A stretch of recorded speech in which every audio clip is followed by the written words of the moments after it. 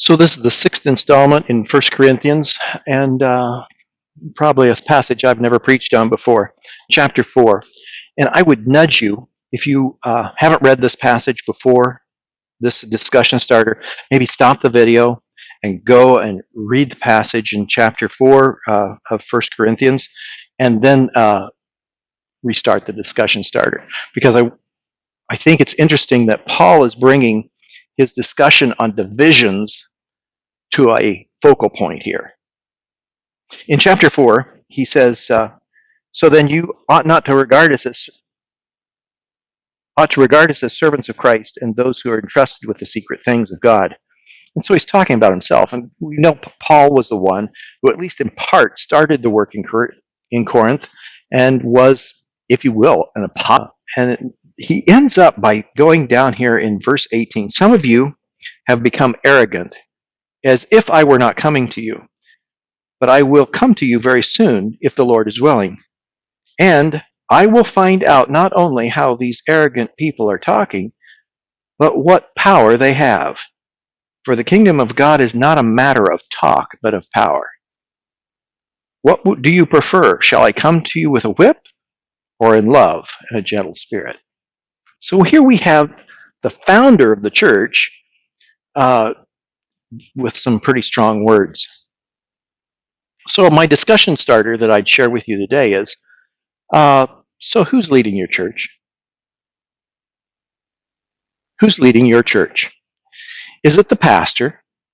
Are you giving your pastor permission to lead your church? And maybe you've been giving him permission on paper and in your constitution, but are you really giving him permission or her to lead your church?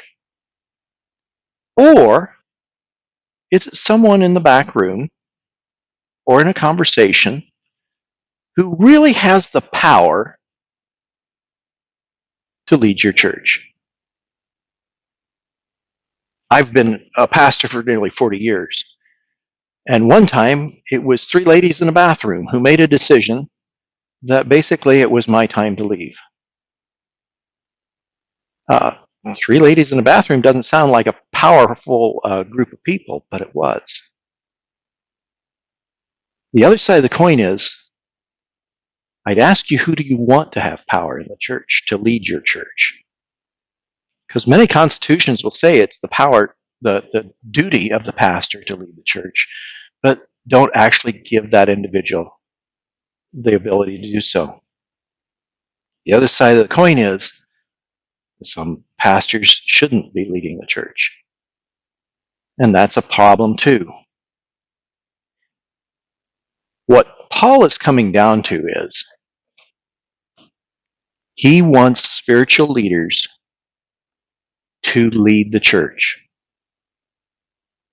And he wants to make sure that they have built solidly on that foundation of Jesus Christ and built with good stuff, silver, gold, and costly stones.